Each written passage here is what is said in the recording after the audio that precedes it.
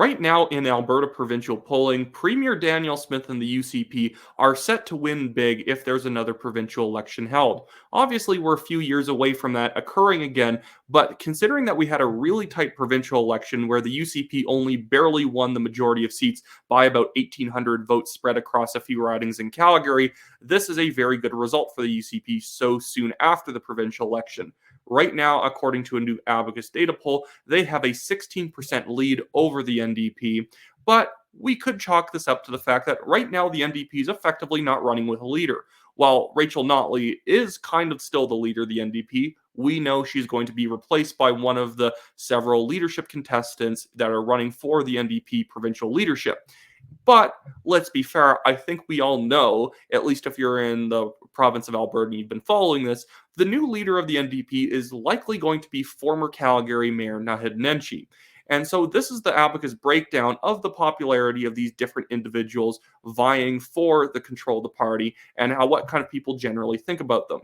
And so right now, Naheed obviously has a big advantage over everybody because he has a high amount of name recognition, not only in his former city of Calgary, where he was the mayor, but just all over the province. Another person who has a decently high amount of name recognition would be Sarah Hoffman and Kathleen Gangley, being former ministers and MLAs for the NDP government back in 2015. But overall, the funny thing is that there's a lot of people who don't really know much about a lot of the people running. Even Sarah Hoffman has 51% of respondents in this Abacus data poll saying that they don't know enough about her to be able to really say if they have a positive or negative sort of feeling about her. But the thing that Nenshi really needs to be careful of, because he, in a certain sense, is actually kind of a threat to Danielle Smith. Even though I don't like him because I'm a conservative, I find his personality quite, arrogant and smarmy. Overall, a lot of people do like him. Progressive urban voters tend to like Nenshi. The problem for Nenshi is that even when you look at this Abacus data poll, a lot of people actually kind of like Nenshi because since he's been out of politics for a few years, people have a more neutral view of him. Plus, frankly, the current mayor, Jody Gondek in Calgary, is so bad she makes people wish Nenshi was back, even though she was just the logical conclusion of all of Nenshi's policies. Even Nenshi really doesn't have that great of an approval rating. 31% positive, 19% neutral, 23% negative. So, net impression is above 8, but there's still 26% of people who haven't decided. And when you look at these other polls of Danielle Smith's approval rating, I don't think I brought it up here, but her approval rating right now is 38% with people. I think her disapproval is like 31, and there's a bunch of people who haven't made up their minds. So although the NDP waged much of its provincial election strategy against the popularity of Danielle Smith as a person, I think a lot of the waters have calmed since the provincial election.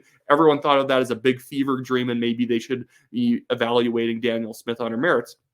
And I'm someone during the leadership race for the UCP was not a supporter of Danielle Smith for several reasons that I would stand by. And I think even some of the issues I had have come out to be continuing to be issues now. But overall, I would say a lot of the policy is very good, especially on parental rights. I'd like to see a big tax cut passed sooner rather than pushed off till later.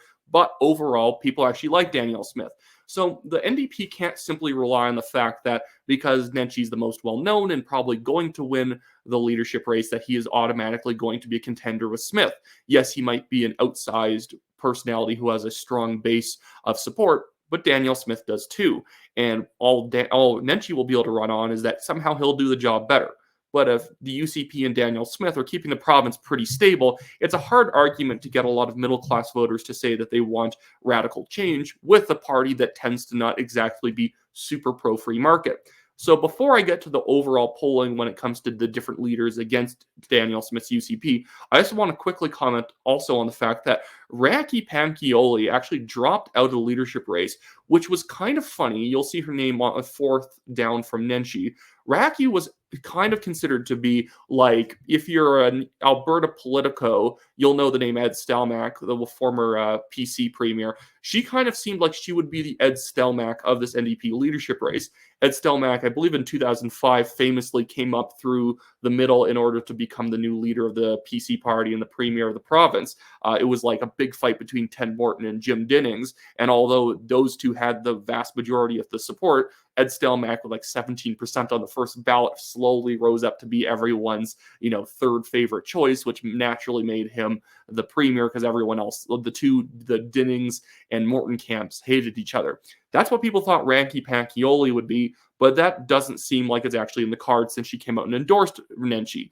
And so that really leaves the only, I would say, true opposition to Nenshi being Sarah Hoffman, Gangley, and Stonehouse and McGowan basically teaming up in order to try and overwhelm him. It almost turns into the Danielle Smith versus the rest of the crowd UCP leadership race where Danielle Smith, oddly enough, didn't actually gain that much after each ballot on the UCP leadership race, because either you liked her or you didn't like her. So first ballot, she's at 42%. Looks like she should lock this up on the next ballot. Next ballot comes up, A here drops out, throws her support to Travis Taves or Rachel or Rebecca Schultz. And then they keep going down, slowly shuffling more support behind Rebecca Schultz and Taves until it becomes the Danielle Smith and Taves showdown, which it was actually a very close leadership race. And I will take credit for being like the one person who said, no, this is going to go down to the very last ballot. Yes, you might see a lot of pro-Danielle stuff all over social media and a lot of people saying they like her, but there's a lot of people who also wanted someone else who felt like more of like a calm waters type candidate like Travis Taves. But now this is where the NDP should be a little bit scared. If Naheed Nenshi is going to be the guy who's going to ride in on a white horse and save you all from yourselves, your radical party, and Rachel Notley was your moderate face, and Nenshi's the only one who can replace her and make the party seem moderate to especially middle class and upper middle class voters. Nah, not really. The thing is, Nenshi's a very known quantity. And even when you see Nenshi polling against the UCP, he polls at 42% with the UCP at 51%. Now let's go back to this poll. 56-40. So he improves the general margin that the NDP would have by only a little bit. So this is a 16% lead for the UCP. And with Nenshi as the leader, it'd be a 9% lead for the UCP. And obviously the general polling goes up for pretty much everyone except McGowan and Hoffman. But overall, this really is demonstrating to me that Nenshi is kind of like whenever people mention, well, why doesn't Oprah Winfrey run for U.S. president? She's not going to run for U.S. president because although she's popular outside of politics, as soon as you take someone like her who has a lot of baggage and you make her a presidential candidate, the whole positive vibes sort of feel of that person wears off quickly. You can kind of be a positive vibes kind of person in municipal politics, but once you're in provincial politics or federal, where everything's much more ideological, municipal politics is still ideological, but you can kind of fake it a little bit because it's nonpartisan. Once Nenshi comes out as the kind of big orange monster, stop being the big purple monster, he then actually has to stand by hard and fast policies, and he has a base of NDP radicals holding him accountable to their radical agenda. So he can't pretend to be some Alberta Party, leader, some very neutral, not the Alberta Party's not even center, they're actually left, but they're just not as left as the NDP. He can't pretend to be some moderate liberal kind of person. Plus, people don't like liberals in Alberta, so he can't market himself as the softer kind of version because he'll just come off like he's Justin Trudeau.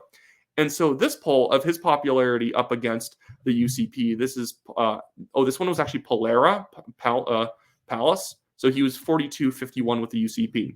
And now with Abacus, he is at 38-53, which is kind of funny that Rachel Notley actually does better than Nenshi would do, and that someone like Sarah Hoffman isn't that far behind. The problem, again, for Nenshi is that he's a known quantity, so he doesn't have that much room to grow. This poll might show that 26% people don't know enough about him to say anything and 19% are neutral, but if they weren't positive now, it's going to be hard for him to convince them later. But you can't deny that Nenshi does get the base out. The problem is, even though he got in back in 2010 on a youth movement, he would be someone I'd classify, I think it was actually a little bit earlier than that, 2009. He is an old politician. When I say that, I mean that you can't sort of re-roll the youth trick to get today. It's like Barack Obama, if he ran for president again, he can't go out and get the youth vote because he's a known quantity. He is an old politician that people have seen around a while. To be a youth politician, you almost have to be that spark that comes out of nowhere. And when you look, and I'm not trying to be insulting, but Nenshi's rally is extremely old pensioners. So these are people who, liked him as mayor. They know the name. They trust him because they've seen him on legacy media a lot. But you're not going to go up to an 18-year-old and say, Nenshi's running for premier. That's not how it's going to work.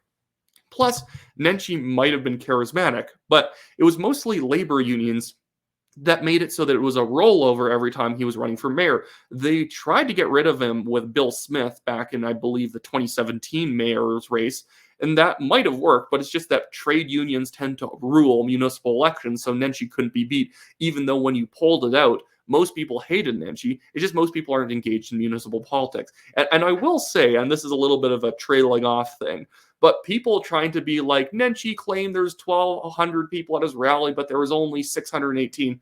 It's a big rally, guys. It's actually impressive. He actually went over capacity for what that room was allowed to have. So I'm not gonna say like, oh, well, he only has 618, you had 1,200. Not to take a shot at Cian Bexty. Cian Bexty does a good job, and I know that people hate the idea when people are like, there's 18,000 people in this room, and it's like, dude, the room has a capacity of 400 people. I really doubt it. But Nenshi does get the base out. The problem is that base is probably stalwart NDP voters, people who decide they're not going to vote UCP a long time ago. And I don't think that Nenshi's going to be able to do anything to prove he's sort of like a breath of fresh air for the province, especially if people's tax rates are going down, the province feels stable, wait times in hospitals go down, Nenshi's dead in the water. He has nothing to market himself with if there's not a massive disaster when it comes to public policy. But here's a video he released from that rally. And you can make your own mind if you think he's particularly inspiring. And even this entire video, it's not marketing him on ideas. It's not marketing him on, I have a fresh vision for the province. It's marketing him on the fact he's Nenshi. And really, that's all Nenshi has, is that he's Nenshi. Because if he says anything ideological, he's no longer Nenshi. He's a socialist NDP politician.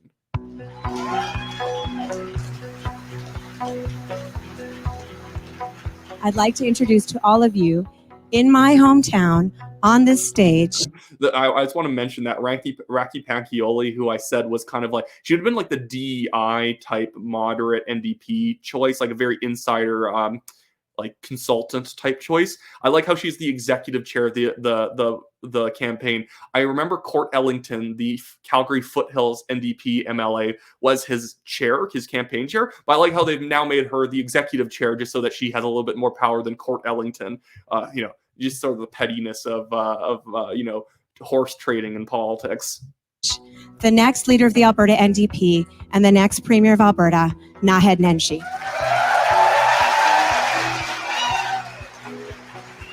So I've always been an Edmonton Oilers fan. I bleed blue and copper, and I want to share with you my jersey that I've worn for years and years and years. The slogan for the campaign: for Alberta, for all of us. I thought that that's how I would say it, that the emphasis would be on the word Alberta and on the word all. But what I've learned in the last 2 weeks is, in fact, it's not the words Alberta and the word all that have really resonated with people. It's that tiny little word for, F-O-R.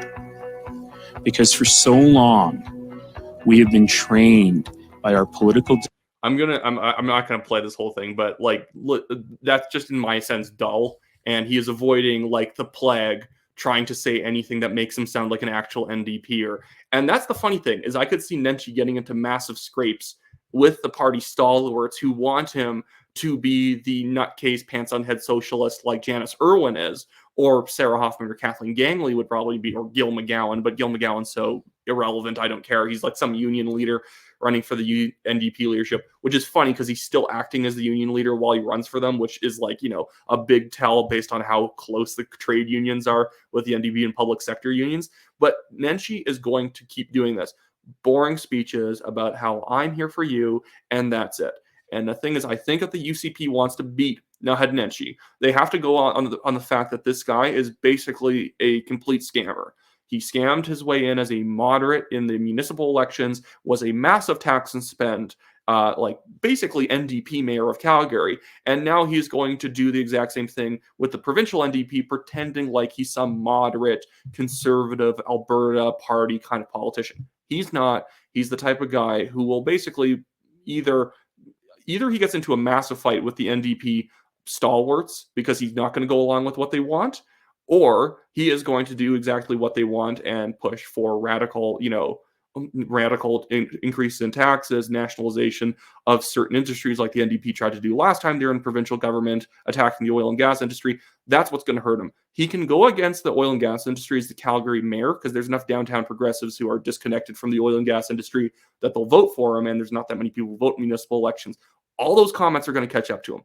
All of his photos with Justin Trudeau are going to catch up to him, and all of his kind of obvious, just grifting type position taking in order to merely be popular is going to catch up with him. At least what you can say with Danielle Smith is she generally believes what she says.